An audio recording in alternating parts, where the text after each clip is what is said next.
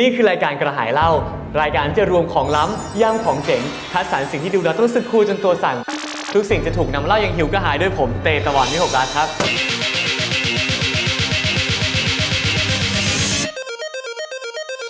กระหายเหล้าวันนี้นะครับผมก็ได้แสวงหาความเป็นตัวตนแล้วความพิเศษของแต่ละบุคคลแล้วพอนึกถึงการอยากจะพูดเรื่องนี้ขึ้นมาผมก็นึกถึงน้องสองคนที่พอนึกถึงคำว่าแบบพรสวรรค์แล้วผมนึกถึงเขานั่นก็คือภูวินแล้วก็ปื้มพงษ์ครับและนี่คือภูวินและปื้มพงษ์ครับสวัสดีครับไม่เจอกันนานแล้วอยู่ต่างประเทศมาเป็นไงบ้างเป็นไงครับผมคนนี้แล้วเป็นกลับมาไม่เจอกันเลยอันนี้คือเป็นปื้มพงษ์ไปทำงานที่ต่างประเทศมาในอัปเดตก่อนจริงๆเป็นดาราอยู่นะเป็นดาราอยู่สิงคโปร์ปุ๊บเอาหมวกอีกใบนึงมาสวมเป็นสถาปนิกพอถึงไทยปุ๊บกลับมาเอาหมวกสถาปนิกออกเอาหมวก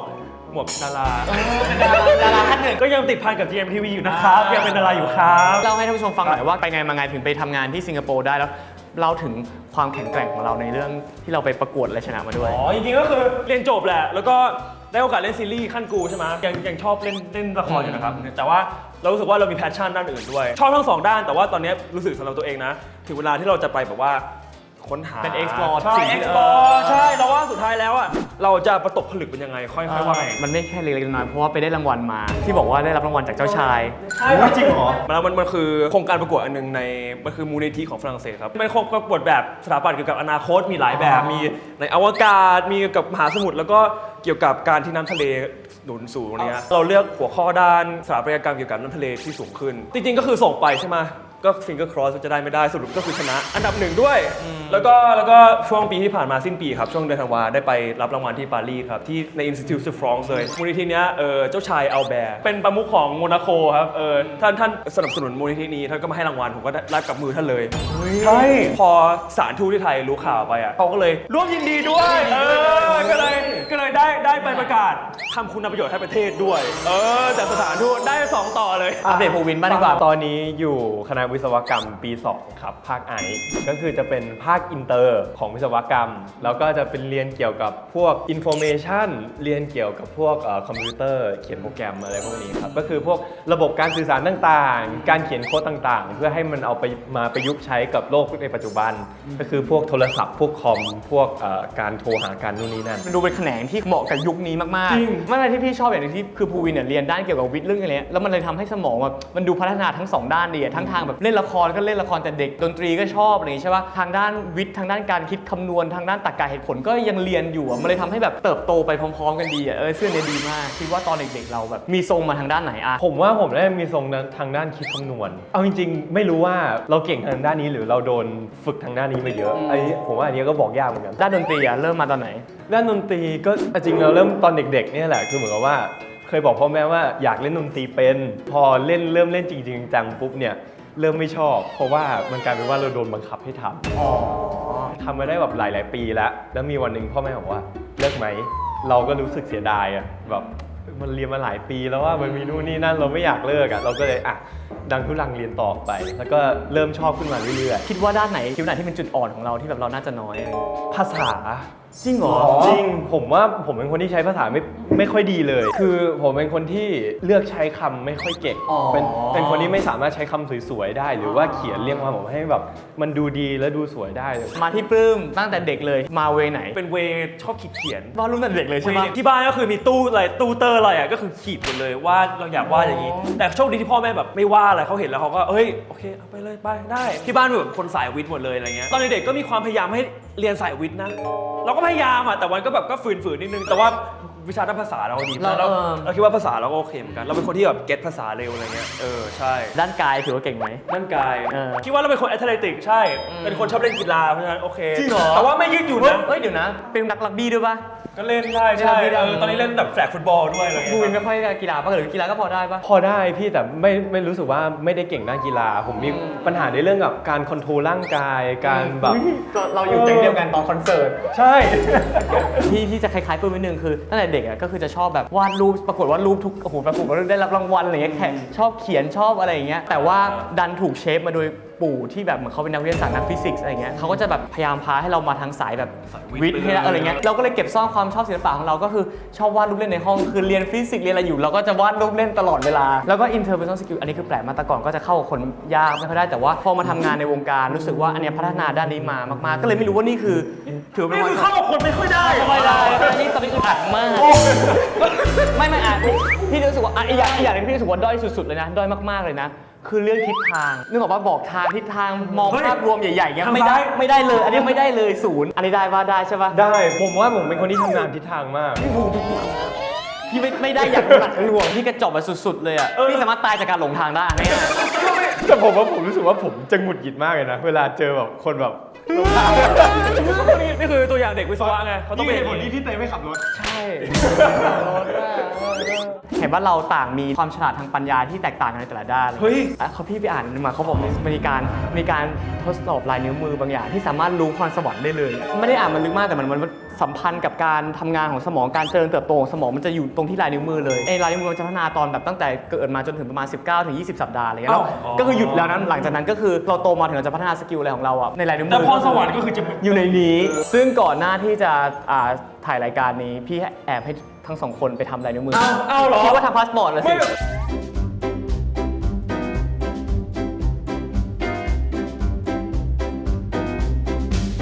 พี่ให้ทั้งสองคนมาทดสอบพรสวรรค์ในตัวตั้งแต่เกิดโดยไม่นับพรแสวงเดี๋ยวมาดูกันดีกว่าว่าพรสวรรค์ที่เราได้ทำที่วัดลายนิ้วมือกับสิ่งที่เราพูดทั้งหมดเมื่อกี้จะแมทช์กันสักกี่เปอร์เซ็นต์ สรุปนี่คือเก่งเลขนะ ของพี่มีความสามารถด้านการ move ร่างกายนะด้านการเต้นนะอยากรู้มากๆขอเชิญพี่ออมเลยครับ สวัสดีครับ และนี่คือพี่ออมจาก My DNA ครับ สวัสดีครับ สวัสดีครับ ผู้เชี่ยวชาญด้านการอ่านจิตใจนะครับ ไม่ใช่ผู้วิเคราะห์ลายนิ้วมือจากที่เราสแกนมาเมื่อกี้ หรือครูประจำชั้นที่จะมาแจก ใช่ ซึ่งตอนนี้นะครับกราฟพลังของเราได้ถูกตีค่าออกมาแล้วนะครับ จากที่เราพูดเมื่อกี้กับสิ่งที่วัดผลได้เราจะรู้ว่ามีความแตกต่างยังไงบ้าง ก่อนที่จะอธิบายอะค่ะต้องบอกก่อนเผื่อหลายคนเข้าใจว่าเป็นการดูหมอดูดวงต้องบอกก่อนไม่ใช่นะคะมันจะเป็นหลักการของทางวิทยาศาสตร์พันธุกรรมศาสตร์แล้วก็เป็นเรื่องของสถิติ ซึ่งเราเนี่ยเก็บสถิติอยู่ที่ประมาณ50 ล้านลายนิ้วมือทั่วโลกคำนวณคิดค้นมา 20 กว่าปีแล้ว งั้นเราเริ่มจากด้านไหนก่อนดีครับ จริงๆ การสแกนลายนิ้วมือเนี่ยเราจะแบ่งได้เป็น 3 เรื่องด้วยกัน ก็คือพื้นฐานลักษณะนิสัยนะคะช่องทางการรับข้อมูลแล้วก็ศักยภาพทั้ง 10 ด้านที่ติดตัวเรามาตั้งแต่กำเนิดซึ่งเดี๋ยวเราจะมาคุยกันว่าเนเจอร์ของแต่ละท่านเนี่ยเป็นยังไงกัน โอเค เดี๋ยวเริ่มจากพื้นฐานนิสัยของน้องภูวินก่อนละกันกลุ่ม W หรือเราเรียกว่าเป็นกลุ่มก้นหอยสารตั้งต้นของเราที่ติดตัวมาตั้งแต่กำเนิดเนี่ยโดยพื้นฐานลายนิ้วมือเนี้ยมีจุดเด่นคือเรื่องไหนที่มีความสนใจอะค่ะจะเป็นกลุ่มที่มีความมุ่งมั่นมีความริเริ่มมีแรงผลักดันในตัวเองที่ค่อนข้างสูงมากถ้าเทียบกับลายนิ้วมือแบบอื่นๆแล้วก็กลุ่มนี้เป็นกลุ่มที่มีความเป็นตัวเองสูงนะเขาจะไม่ได้เชื่ออะไรง่ายๆเขาจะยอมรับผ่านสิ่งที่ได้เจอได้ลองด้วยตัวเองแล้วถ้าใครมาสั่งมาบังคับบางทีจะไม่โอเคถ้าจะดีลกับเขาก็ต้องอย่าไปบังคับอ่ะอย่าออกคำสั่งอ่ะกลุ่มWหรือเราเรียกว่าเป็นกลุ่มก้นหอยมันจะทำให้เราบางทีเนี่ยตัดใจบางอย่างโดยมุ่งที่เป้าหมายแล้วก็ตัดความรู้สึกยุ่มๆหยิ่งๆที่ทำให้เราไม่สบายใจออกไปได้ค่อนข้างเร็ว เฮ้ยมันตรงมากเลยอะมันตรงจนแบบมันรู้สึกแปลกๆอะ มีเพิ่มมาอีกนิ้วหนึ่ง WD WD จะเขาเรียกว่ามีข้อได้เปรียบในเรื่องของสามารถที่จะเรียนแบบพฤติกรรมได้เร็วมากกว่าลายนิ้วมืออื่น นั่นหมายถึงเรื่องเกี่ยวกับการแสดงจะมีผลในทางการ ถู ได้ ก เก่ ต้อง ง ค่ะ ภูวินคนที่แสดงได้เก่งนะครับเรียน acting ๆ จ ได้ทำ ริง ได้ดีเรื่องนี้ ๆ ทุกคนในที่นี้มีตรงนั้นอยู่ คนที่ 2 น้องปลื้มนะคะลายนิ้วมือของเราเนี่ยมี 4 กลุ่มใหญ่ ด้วยกันมี W R U แล้วก็ A น้องปลื้มกวาดไปแล้ว 3 กลุ่มใหญ่ เพราะฉะนั้นเนี่ยคาแรคเตอร์จะค่อนข้างหลากหลายในตัวเอง เริ่มจากลาย R เลยรายการเด่นๆ ลักษณะนิสัยลาย R ของน้องปลื้มลาย R เนี่ยเป็นลายที่ไม่เจอเยอะสักเท่าไหร่ในคนเอเชีย จะเจอในโซนคนผิวขาวหรือคนยุโรปซะมากกว่าลายเนี้ยจะเป็นกลุ่มที่มีความรีเวิร์ดคิดต่างคิดนอกกรอบมุมมองความคิดอะไรบางอย่างของเราที่คิดอาจจะแตกต่างจากคนหมู่มาก จะเป็นกลุ่มที่เน้นที่ผลลัพธ์แต่วิธีการอาจจะแตกต่าง ซึ่งออมมองว่าคนที่มีลาย R เนี่ยถ้าหากว่ามีโอกาสได้ทำงานที่เกี่ยวกับความคิดสร้างสรรค์ จะเป็นอะไรที่ต่อยอดในด้านนี้ได้ดีมาก อีกอย่างหนึ่งที่เป็นจุดเด่นเลยคือกลุ่มนี้เป็นกลุ่มที่มนุษยสัมพันธ์ดี เจาะแจ๊เข้าหาคนได้ง่ายอย่างเป็นธรรมชาติถ้าเทียบกับลายนิ้วมือแบบอื่นๆ น้องเตเป็นกลุ่มที่มีลายยู4 นิ้ว ลายยูเป็นกลุ่มที่มีความ flexible มีความยืดหยุ่นมีความอลุ่มอล่วย caring ใส่ใจประนีประนอม นิสัยใช่ไหมครับไม่ใช่ร่างกาย นิสัยค่ะ ใช่ผมรู้สึกผมมีสิ่งนี้ เวลาจะทำอะไรจะ ไม่ชอบความขัดแย้ง ใช่ เป็นกลุ่มที่พยายามหลีกเลี่ยงการโต้แย้งขัดแย้ง แต่รายนี้เป็นกลุ่ม emotional อารมณ์เยอะ ช่างเปรียบเทียบ ขี้น้อยใจ อารมณ์อ่อนไหว sensitive ดังนั้นเนี่ยความรู้สึกของคนรอบข้างอ่ะจะส่งผลและมีอิทธิพลมากๆกับความรู้สึกของเรา ลายยูเนี่ยเป็นลายนิ้วมือที่จัดใจดีที่สุดแล้ว ลายยูเป็นกลุ่มที่โดยพื้นฐานชอบสนุกแล้วก็แฮปปี้กับการได้อยู่กับกลุ่มสังคม แต่ในบางครั้งเนี่ยอาจจะไม่ได้เป็นกลุ่มที่ริเริ่มเข้าหาคนอื่นก่อนสักเท่าไหร่แล้วก็ลายยูสัมผัสกับอารมณ์ความรู้สึกได้ค่อนข้างง่าย ดังนั้นเนี่ยสมมติถ้าเล่นละครในเรื่องของแบบอารมณ์อะไรอย่างเงี้ยจะได้รับค่อนข้างง่าย มันก็จะเป็นภาษีในเรื่องของการแสดงละครได้อย่างดี ถือว่าเป็นเบสิกกรุบกริบในเรื่องของลักษณะนิสัยพื้นฐานที่เป็นเนเจอร์ของแต่ละคนว่าเป็นประมาณนี้ซึ่งเอาจริงถือว่าตรงมาก งั้นมาที่พาร์ทต่อไปเลยครับพี่ออม พาร์ทต่อไปก็จะเป็นในเรื่องของศักยภาพ 10 ด้านที่ ศักยภาพ ติดตัวมาตั้งแต่กำเนิด แต่ว่าการสแกนนะคะนอกจากที่ทำให้เราทราบในเรื่องของต้นทุนที่ติดมาตั้งแต่กำเนิดแล้วเนี่ยเรายังจะทราบแนวโน้ม ความไวในการเรียนรู้ด้วยเราจะไม่ได้บอกแค่พรสวรรค์เราจะได้รู้ว่าด้านไหนที่เป็นม้ามืดของเราด้วยเดี๋ยวเรามาเริ่มกันที่เรื่องแรกก็คือในเรื่องของการจัดการการวางแผน คือการรู้ว่าเราจะทำอะไรเป็นลำดับก่อนและหลัง ถ้าคนที่มีค่าช่องนี้สูงเนี่ยบางทีเวลาจะไปไหนจะทำอะไรจะต้องแบบเผื่อเวลาจะต้องคิดล่วงหน้าจะต้องมีการวางแผนแล้วถ้าถามว่ามันไม่เป็นไปตามแผนอันนั้นอาจจะเรื่องใหญ่ช่องนี้มันจะรวมไปถึงเรื่องของการสื่อสารด้วยนะคะสื่อสารในที่นี้มันจะเป็นในเรื่องของวาทศิลป์เทคนิคในการเจรจาต่อรอง การเป็นพิธีกร การพรีเซนต์ การโน้มน้าวไกล่เกลี่ยต่างๆ เหล่านี้ด้วย ซึ่ง น้อยผมต้องปิดรายการนี้นะครับ ยินดีด้วยที่น้องเตเนี่ยโดดเด่นมาเป็นอันดับ 4 เลยในตัวเอ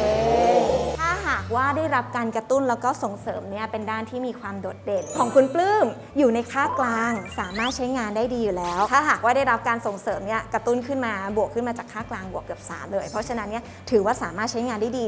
ทั้ง 3 ท่านเลยด้วย น้องภูวินเนี่ยบวกขึ้นมาจากค่ากลางบวก 3 เป็นจุดตั้งต้นเลยประมาณ ผู้วินค่า R1 เยอะมากเลยอะ สูงขึ้นมาจากค่ากลางบวก 10 เลย หมายถึง เพ ว่า ราะฉะนั้นเนี่ย ถ้าพัฒนา ถ้าได้รับการส่งเสริม ใช่ค่ะ เขาจะเป็นคนที่ รายการ ไม่ว่า ใหม่พวกนี้ ไม่ว่าจะทำอะไรก็แล้วแต่แผนการจะมาค่อนข้างชัดเจนพอแผนการมาดี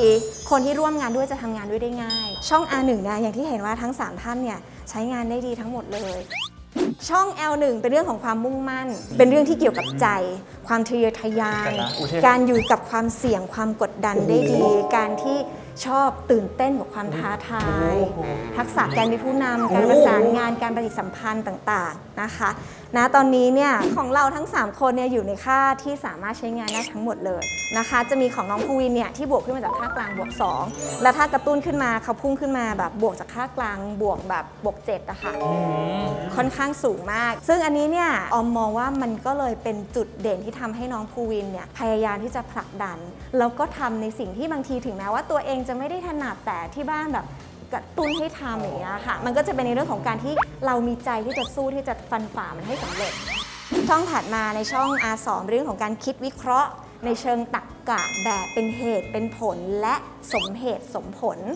ความสามารถในการวิเคราะห์สังเคราะห์นิสัยที่มีความลึกซึ้งแล้วก็ซับซ้อนพวกตรรกศาสตร์ภาษาศาสตร์วิชาการใช้ภาษาค่ะในช่องนี้เนี่ยเป็นด้านที่ไม่ได้มีใครที่มีความสันทัดสักเท่าไหร่ สมองซีกขวา ดูดิ R2 คือสมมติกราฟของกราฟเป็นอย่างนี้ใช่ไหมครับ R2 โดนคือวึบวึบวึบ ช่องถัดมานะคะช่อง L2 เป็นเรื่องที่เกี่ยวกับจินตนาการ ความคิดสร้างสรรค์ จินตภาพ การมโนภาพ การสัมผัสในเชิงพวกมิติสัมพันธ์ perspective การเข้าใจในมุมมองสามมิติต่างๆนะคะ ผมไม่เพิ่มดิ น้องปลื้มเป็นด้านที่น้องมีความถนัดมาเป็นอันดับหนึ่งเลยเราจะเห็นว่าจากเดิมๆของเขาเนี่ยเขาบวกขึ้นมาจากค่ากลางเขาบวก 4 อยู่แล้ว แล้วถ้าหากว่าได้รับการเสริมเขาพุ่งมาเป็น 29 สูงมาก ซึ่งน้องมาถูกทางมากนะ อันนี้ คะ การมอง3มิติอะไรนี้สักอย่างหนึงมาก ใช่ การทำความเข้าใจในเชิงของพวกมิติสัมพันธ์นะคะ การนึกภาพกลับหัวกลับด้าน โอ้โห อันนี้แหละ การสัมผัสทิศทาง ครับ ซึ่งก็เป็นสาเหตุที่เราหลงทิศหลงทางได้บ่อย อันนี้คือผมใช่ไหมครับ ใช่ ใช่ผมจะแบบเหมือนแบบมองภาพไม่ออกสมมติเขาบอกตรงเลี้ยวขวาลงย้อนอย่างเงี้ยผมจะแบบไม่สามารถจัดการความคิดนี้ได้ ใช่ ถ้าดูแผนที่สมมติให้กระดาษแผนที่มาสี่เหลี่ยม ก็สามารถตามมันนี้ได้ง่ายๆเลยใช่ไหม ทำได้ใช่ พอผมให้แผนที่ผมจะยากผมจะแบบอย่างเงี้ย เฮ้ยแต่แปลกนะแล้วทำไมผมทำได้อะ ด้านนี้เราอยู่ในค่ากลางค่ะ สามารถใช้งานได้ดีแล้วก็ของ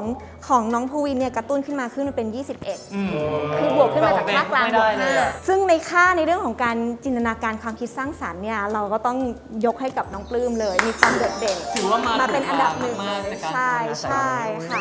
ช่องถัดมาช่อง R3 จะเป็นช่องที่เกี่ยวกับกล้ามเนื้อมัดเล็ก ซึ่งจะเป็นตัวที่ควบคุมมือเท้าและการทรงตัวนะคะ ย้อนภาพกลับไป เราจะเห็นว่าน้องภูวินเวลานั่งเขาจะนั่งอยู่ไม่ค่อยสุขสักเท่าไหร่ มือเขาจะแบบ ใช่ อย่างเงี้ยค่ะ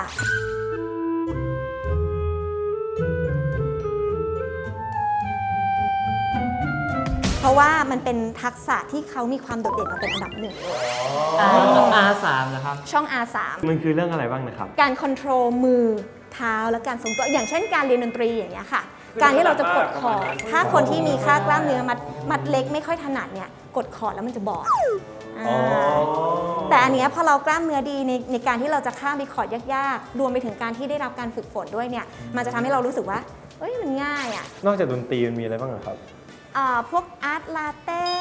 การเล่นพวก ค เว วาม ท มือบ อ นิ่ง ร์ด เหมือนความการทรงตัวอะไรครับ ใช่ ผมไม่ได้เลยอ่ะ เออ ทำไม จ ไม่ได้ ริงๆอ่ะ ค่ากลางหมดนะ อยู่ในค่ากลางนะ แล้วก็มาเป็นอันดับ 5 ด้วยเพียงแต่ว่าบางทีพอเราจะฝึกแล้วใจเราท้อคือประกอบกับกล้ามเนื้อมัดใหญ่ของเราอะค่ะ ไม่ดี คือแบบ ใช่เพราะผมรู้ตัวว่ากล้ามเนื้อมัดใหญ่ผมไม่ดี อันนี้รู้ตัวเลย อย่างของน้องภูวินอย่างเงี้ยค่ะ ค่ากล้ามเนื้อมัดเล็กน้องดี แล้วก็ในเรื่องของความมุ่งมั่นเขาสูงด้วย อุ้ยก็เลยคือน้องภูวินเนี่ยเป็นคนที่มีจุดเด่นคือเป็นพวกใจสู้อะค่ะของน้องปลื้มเนี่ยอยู่ในค่ากลางสามารถใช้งานได้ดีแล้วจะเห็นว่ากระตุ้นขึ้นมาขึ้นเป็น 18 บวกขึ้นมาจากค่ากลางบวก 5 ดังนั้นเนี่ยถ้าสนใจที่จะทำก็ไม่ใช่เรื่องที่ยากสำหรับเราสักเท่าไหร่ ทั้ง 3 ท่านเนี่ยผ่านในเรื่องของกล้ามเนื้อมัดเล็กในเรื่องของการทรงตัว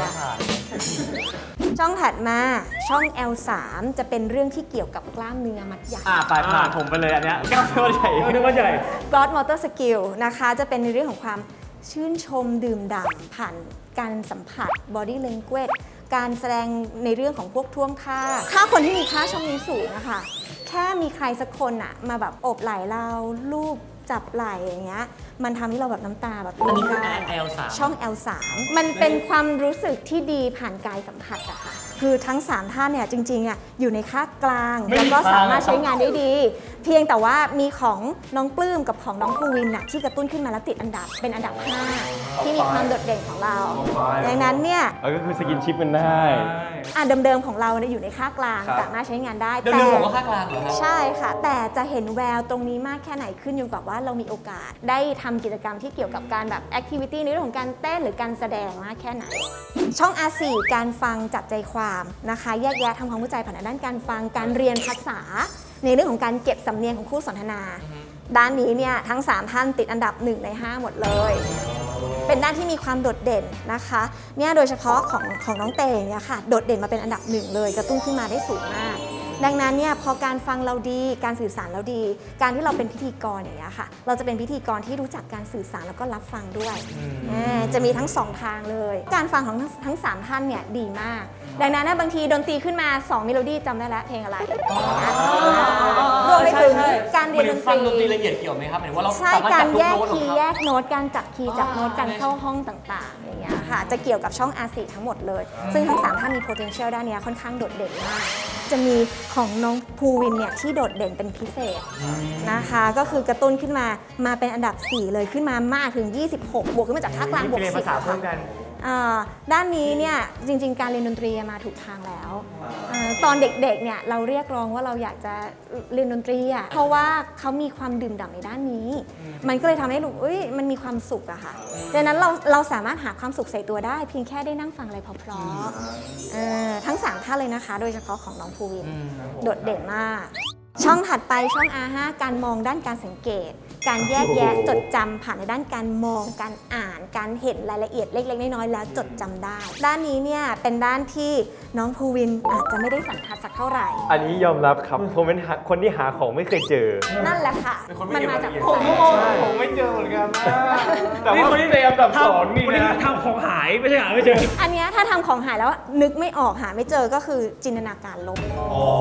เพราะเราแฟลชแบ็กภาพ กลับไปไม่ได้ ใช่ค่ะ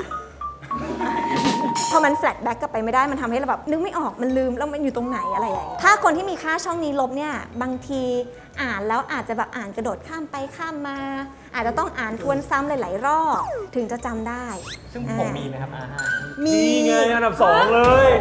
โดดเด่นบวกขึ้นมา 5 เลยค่ะ แล้วผมต้องเป็นนักหาของ ซึ่ง ทำอะไรถึงจะเป็น อันเนี้ย าชีพที่หก เวลาที่เราจะเข้ารายการละครอย่างเงี้ยการที่เราอ่านบทแล้วเราจำได้อะมันก็คือทักษะด้านนี้ ผมจำบทเลยอ่านเร็วเพราะบางทีอ่านปุ๊บแล้วผมก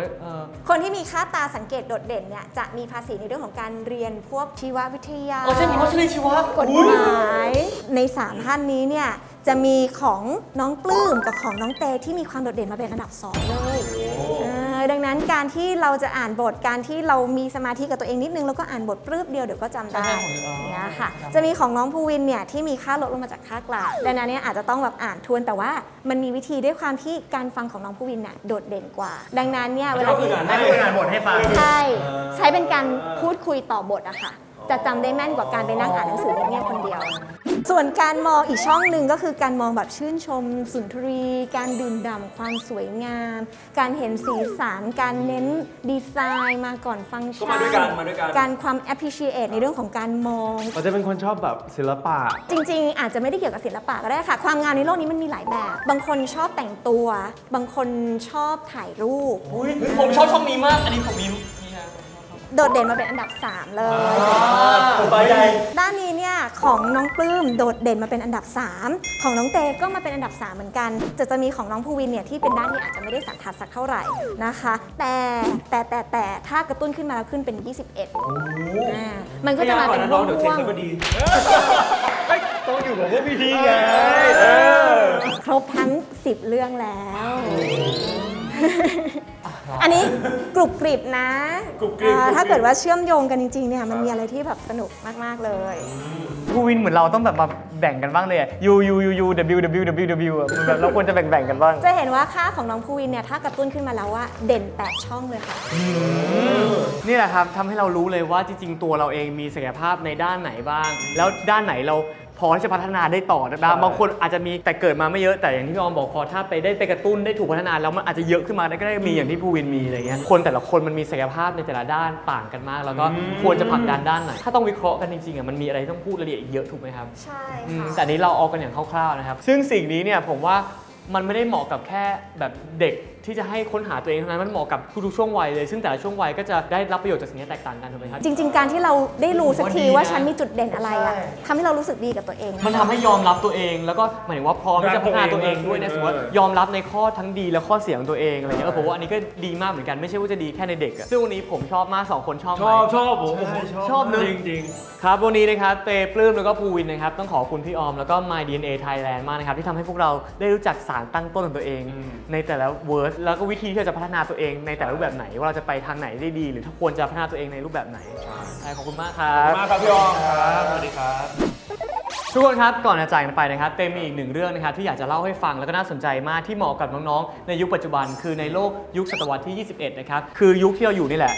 ซึ่งยุคนี้เนี่ยจะมีความท้าทายในการใช้ชีวิตมากขึ้นนะครับมันมีเทคโนโลยีที่พัฒนาขึ้นมากทุกวันนะครับเอาง่ายๆคือเดี๋ยวนี้เนี่ยอะไรๆเนี่ยก็ใช้หุ่นยนต์ทำแทนเรา ซึ่งทางมูลนิธิ SCG นะครับเขาเล็งเห็นถึงความสำคัญในเรื่องนี้ครับก็เลยเกิดเป็นแคมเปญครับส่งเสริมให้เยาวชน Gen Z นะครับได้ติดอาวุธสำคัญให้กับตัวเองนั่นก็คือทักษะแห่งยุคนะครับทำออกมาเป็นรายการที่มีชื่อว่า Young Survivors นะครับรุ่นนี้ต้องรอดกับแนวคิด Learn to Earn นะครับซึ่งภูวินเนี่ยก็เป็นหนึ่งในสมาชิก Learn to Earn ที่เราได้ไปอยู่รายการด้วยกัน2 EP เป็นน้องเจนซีตัวจริง ใช่นี่ตัวจริง อันนี้อยู่ตำแหน่งอะไรนะเป็น เป็น challenger Challenger ของพี่จะเป็น leader ใช่ครับ ซึ่งพี่เตเนี่ยก็คือเขามีมาสเตอร์คลาส ใช่ แล้วที่เป็นแบบโอ้สุดยอดในแต่ละด้านเนี่ยเอาพวกมาสเตอร์ต่างๆ มาอย่างเช่นวันนั้นเราได้เจอพี่หนุ่ยแปะไตถูกไหมก็เอามาพูดคุยเรื่องเกี่ยวกับเทคโนโลยี ซึ่งเอามาให้ความรู้แล้วก็เอามาให้สกิลให้พวกเรามีศักยภาพที่แข็งแกร่ง เพื่อให้อยู่รอดในยุคที่ 21 ได้ครับ ซึ่งแนวคิด Learn to Earn นะครับเป็นแนวคิดที่มูลนิธิ SCG เนี่ยให้ความสำคัญแล้วก็ผลักดันให้เด็กแล้วก็เยาวชนเนี่ยมีทักษะในหลากหลายด้านนะครับไม่ว่าจะเป็นทักษะที่เป็น hard skill หรือว่า soft skill นะครับพูดง่ายๆก็คือทักษะฝีมืออาชีพหรือทักษะชีวิตแล้วก็ทักษะทางด้านอารมณ์ครับทั้งหมดนะครับเพื่อให้เราได้อยู่รอดในโลกปัจจุบันและก็อนาคตนะครับมีทั้งแก๊งเทยเที่ยวไทยนะครับพี่หนุ่ยพงศุขนะครับมีปาเต้มีพี่โคดี้นะครับแล้วก็ครูกรีนโอ้โหแบบหลากหลายผู้เชี่ยวชาญในแต่ละด้านมาเป็น master class ให้กับเรานะครับซึ่ง2 EP ที่มึงออนไปเนี่ยพี่กับภูวินไปแจมอย่างเทปแรกก็เป็นสกิลในการคิดวิเคราะห์แยกแยะจากกับพี่เทยเที่ยวไทยใช่ เฮ้ยซึ่งคือดู แล้วน่าสนใจมากคือเขามีการแบบเตรียมตัวแนะนำเด็กว่าทำไงให้ AI อ่ะไม่สามารถมาทดแทนเราได้ เพราะเดี๋ยวนี้แบบ AI ทำแทนเราได้ทุกอย่างเลย ค ใช่ น ปะ ตกงานจากการที่ AI ใช่ มาเยอะมาก ใช่คือผมมองเราก็เฮ้ยตอนแรกกลัวมากว่าทำไงว่า AI มันทำดีไซน์แทนเราได้ AI แบบคิดแทนเราได้ ใช่ แต่ว่าเขาสอนให้เรารู้ว่า เอาตัวรอดยังไง รอดจาก AI ใช้ AI ยังไงให้เกิดประโยชน์โดยที่เราไม่ถูกแทนที่โดย AI ถูกต้อง ซึ่ง ถู ผม กต้อง ว่าเจ๋งมาก เพราะ เออ หลายๆเรื่องตอนแรกที่เราคิดว่าเฮ้ยความคิดสร้างสรรค์ AI แทนไม่ได้เดี๋ยวนี้เขาบอกว่า AI ก็วาดรูปแต่งเพลงได้ ใช่ เพราะฉะนั้นอย่านิ่งนอนใจเด็ดขาดกับทักษะในการเอาชีวิตรอด ถูกต้อง ไม่ใช่แค่คนเจนนี้นะคนเจนพี่ก็เหมือนกันที่ทำงานทุกวันเนี้ยก็ต้องปรับตัวไม่ให้เราอะตกขบวนรถไฟเหมือนกัน ใช่ ครับผมซึ่งผมชอบมากในคอนเซ็ปต์ของ learn to earn เรียนรู้เพื่อให้อยู่รอด อย่างเมื่อก่อนเนี่ยผมคิดว่าเราอาจจะเคยเชื่อว่าแบบเฮ้ยการเรียนเนี่ยที่เรามีอยู่เนี่ยต้องเรียนอยู่ในห้องเรียนเท่านั้นแต่ว่าผมว่ายุคนี้เนี่ยโลกมันเปลี่ยนไปแล้วไม่ใช่มันมีทั้งการเรียนออนไลน์ เรียนด้วยความรู้รอบตัว แล้วก็ต้องพัฒนาสกิลต่างๆ เพื่อเอามาใช้ในชีวิตจริงได้ครับดังนั้นเนี่ยทุกสกิลที่เราถนัดแล้วก็ชื่นชอบนะครับก็อาจจะนำมาเป็นอาชีพจริง ๆ ได้ของเราและในอนาคตด้วยครับผม ใช่เลยครับ และตอนนี้นะครับเขาออนแอร์ไป 2 EP แล้วแบบที่เตบอกไปนะครับสำหรับ Young Survivors รุ่นนี้ต้องรอดนะครับ อยากให้ทุกคนติดตามดูครับผม เพราะเขามีสอนหมดเลย แล้วก็เป็นความรู้ที่ทำให้พวกเราเนี่ยรู้เท่าทันแล้วก็พัฒนาสกิลให้เหนือ AI ในอนาคตได้อย่างแน่นอนครับ ใครนะครับที่อยากรู้สกิลที่เด็กยุคใหม่ควรมีนะครับต้องติดตามครับฝากด้วยนะครับรายการ Young Survivors รุ่นนี้ต้องรอดวันนี้ให้ปลื้มกับภูวินฝากผลงานหน่อย ครับก็ขอฝากผลงานด้วยนะครับปลายปีนี้เรื่องเพื่อนายแค่หนึ่งเดียวนะครับผมแล้วก็อาจจะมีอะไรพิเศษเร็วๆนี้นะครับเดี๋ยวไว้เจอกันนะครับ นี่คือผลงานผมครับเทปนี้ครับ เพราะฉะนั้นเนี่ยพอดูถึงผลงานปุ๊บก็กอกลับมาดูใหม่ได้แบบต้นอีกที เดี๋ยวมีติดตามแน่นอนครับผมแต่ว่าเป็นไรอุบไว้ก่อนนะครับ กลับมาพบกับรายการกระหายเล่านะครับ ครั้งต่อไปได้นะครับ6 โมงเย็นทาง YouTube Channel GMMTV ครับครับสำหรับวันนี้ไปก่อนนะครับ ครับ พี่ยอมครับ เอามา พี่ยอม ครับ